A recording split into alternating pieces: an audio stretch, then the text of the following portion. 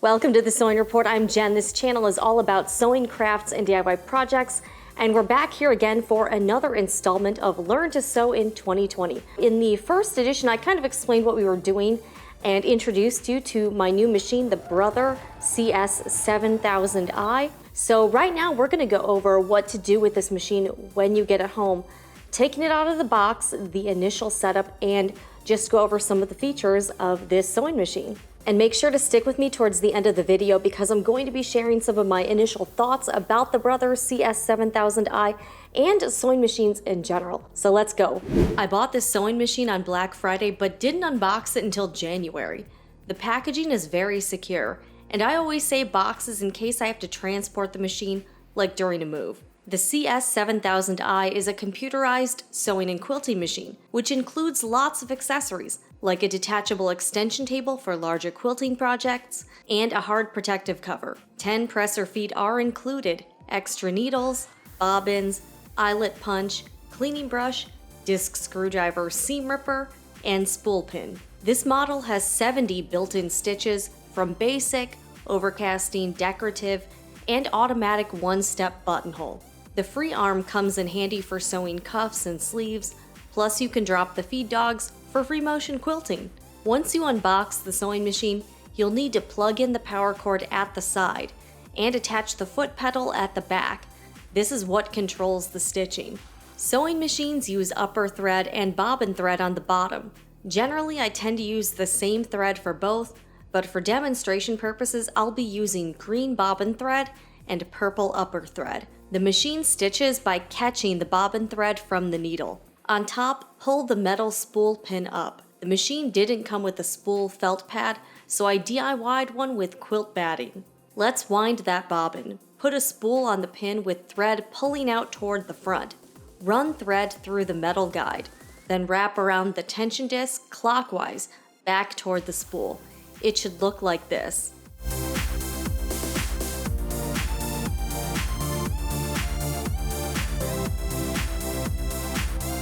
Take an empty bobbin and run the end of the thread through the hole from the inside out at the top. Place into the bobbin winder, you'll feel it click into place. While holding the end of the thread in one hand, slide the bobbin winder to the right and it will click again. Make sure the foot controller is unplugged. Still holding the end of that thread, push the start-stop button. The bobbin should start to wind. After there's some thread built up on the bobbin, stop the machine. Snip off the thread you've been holding close to the bobbin hole. The thread already on the bobbin should stay put. Start the machine again and continue winding the bobbin. If you plan to sew a lot with this color, fill the bobbin completely. If you don't, then only wind a smaller amount of thread. Stop the machine. Slide the bobbin to the left and lift off the winder. Cut the thread. Loading the quickset bobbin is pretty straightforward. Remove the cover. Insert the bobbin into the case with thread winding off to the right. Run the thread through the slit at the front and into the guide on the plate. There's a picture diagram on the machine to use as a reference. Replace the cover. Moving on to threading the sewing machine and using the automatic needle threader. Put the upper thread spool onto the pin. Thread should be winding off to the left this time. Run through the metal guide, feeding through the other guides and through the take-up lever from right to left. You'll want to turn the hand wheel toward you so the needle is in the highest position.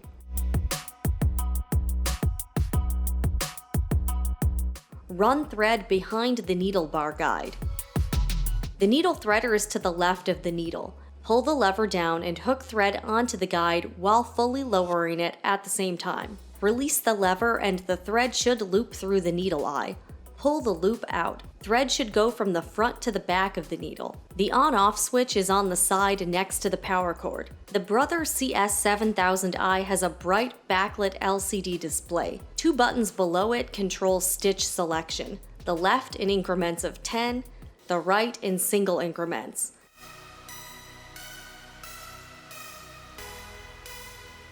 Stitch length can be adjusted with the upper right button. Stitch width, needle position is controlled by the lower right button. For easy reference, the stitches are displayed right on the body of the sewing machine. When turning the hand wheel, you should only turn it toward you or counterclockwise. There is a sliding speed adjustment to control how fast or slow you stitch. The more pressure you put on the foot controller, the faster you can sew, but it maxes out depending on the position of the speed adjustment. You can set whether the needle is in a default position of up or down with this button. The button that looks like a curved arrow is for sewing in reverse for as long as you hold it down. Again, if you want to start or stop stitching by pushing a button, you do have to unplug the foot controller to enable this function.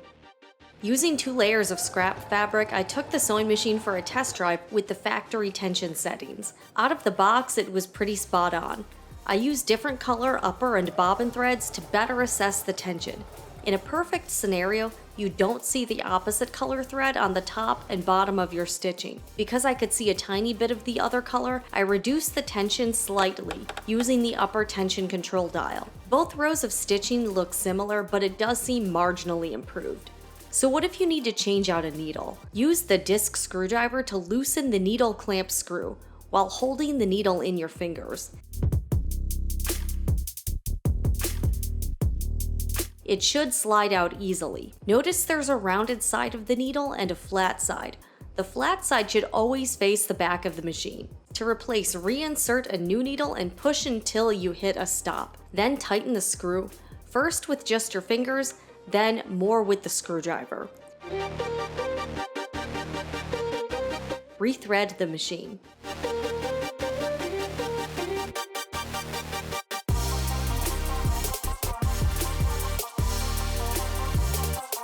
Switching out presser feet is done by pressing the black button at the back of the metal holder.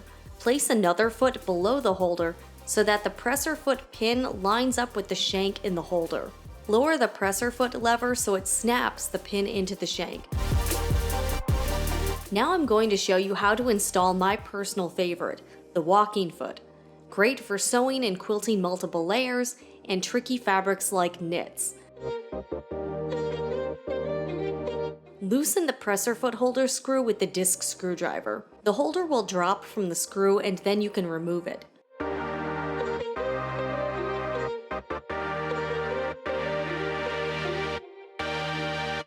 Hook the connecting fork onto the needle clamp screw and the other fork to the presser foot screw. Tighten the presser foot holder screw securely. According to the manual, only use this foot to do straight or zigzag stitches, not decorative. The foot isn't designed to use in reverse, but I'll be honest, I'm guilty of doing that. But apparently the top feed dogs will move fabric forward, while the bottom feed dogs will move it backwards. Hey, you learn something new every day. Here's my test stitching with the walking foot. Okay, so hopefully that gave you a good roadmap on just getting your machine out of the box. I think a lot of us, what we go through is we buy something like this, especially if you've never sewn before, and you just never open it, you never try to use it. So I really wanted to try to get over that intimidation factor about sewing, so hopefully you don't feel scared to use it, because this is a really solid machine so far. I know I've only had it for a couple months and just started playing with it, but I'm gonna be updating you on as I use this machine and have owned it for a while. If I have any problems, I will certainly be reporting back my own experience. So far, my initial thoughts are this is a really great sewing machine for beginners. I think even though it is plastic, a lot of the components are plastic, it feels solid. I own sewing machines of all different price points, from this one, which is the least expensive, all the way up to my $2,500 Janome 7700. I also have a heavier duty Sailrite. I have a vintage sewing machine. So I've used quite a few different types of sewing machines from all different time periods and different functions. And I like this so far. I think it feels comfortable to sew on. It comes with so many accessories, everything you need to get started. I love that it has the extension table, the hardcover. You get a walking foot, which is my all-time favorite sewing machine foot. And I will be doing more videos in the future just on the feet that comes with the machine, because I think they have different purposes and I think it's cool to use them for different projects. I gotta say though, The Brother Operations Manual, I've been going through it. It's a pretty good guide, and especially if you're just starting out sewing, I think it has a lot of helpful information, tips, anything from adjusting tension to actually explaining what all of the feet do. So if you get this machine or a similar one, be sure to go through the operation manual, the instruction guide, because I think it will be really helpful for you. And it has a lot of photos and illustrations that make it easier to understand. I think this machine is a fantastic value. Be sure to check out the latest price on Amazon or other websites. And I also want to let you know, if you are thinking about getting a sewing machine and you want to follow along in this series, don't feel like you have to buy this exact model. A lot of sewing machines have the same basic functions and they operate pretty similarly. Especially if you have another brother, you should be able to follow along with the series just fine. So even though I'm using this particular make and model, you can buy whatever sewing machine you want. Do your research. I hope this series and others here on YouTube help you in your journey on picking out the best sewing machine for you, because everybody's different. You have different needs. From my initial just usage of the machine, I think it sews very smoothly. I was really impressed at how quiet it was and how smooth it was. It doesn't jitter or anything or vibrate. It does get a little bit louder once you put the walking foot on the machine, but I've found the same thing with the Janome and with the Eversewn I have. So I feel like it seems pretty common with walking feet. So far I've had no issues. The tension was really easy to get right. I set it on just under the 4 number, and that seemed to work for like 2 to 4 layers of fabric. I will be playing around with this machine quite a bit more in the future, and I'm also going to be doing a video. This was a viewer suggestion on what you need to get started sewing, so that will be the next video after this one. Also, I did want to address something on a more personal note. A few viewers noticed that I appeared to be sick. You are right. I've had sort of a cold flu type thing going on for the past like 3 weeks. And when I get sick, it lasts forever. So I'm probably gonna have a cough until at least Christmas. But I thought I would dress up kind of fancier to make myself feel less crappy. And I've been watching a lot more K-dramas, so I thought I would give myself sort of a K-drama inspired look today to make myself feel a little bit better about life. So if you're wondering, yeah, she's a lot more dressed up than usual. You're not imagining things. But in full disclosure, I am wearing gym shorts on the bottom. So if you're new to sewing machines, I really hope this video was helpful to you. Be sure to subscribe to this channel, The Sewing Report, as I'm going to be doing a lot more videos with the Brother CS7000i. You are welcome to leave any questions or comments below. I will tell you, I don't really consider myself a sewing machine expert.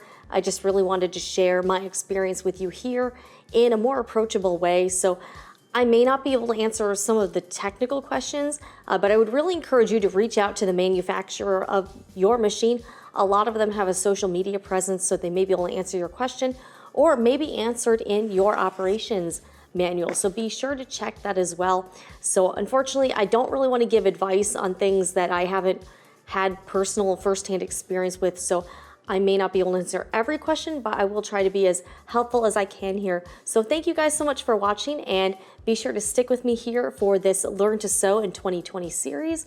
I'll see you guys in the next video. I'm Jen with The Sewing Report.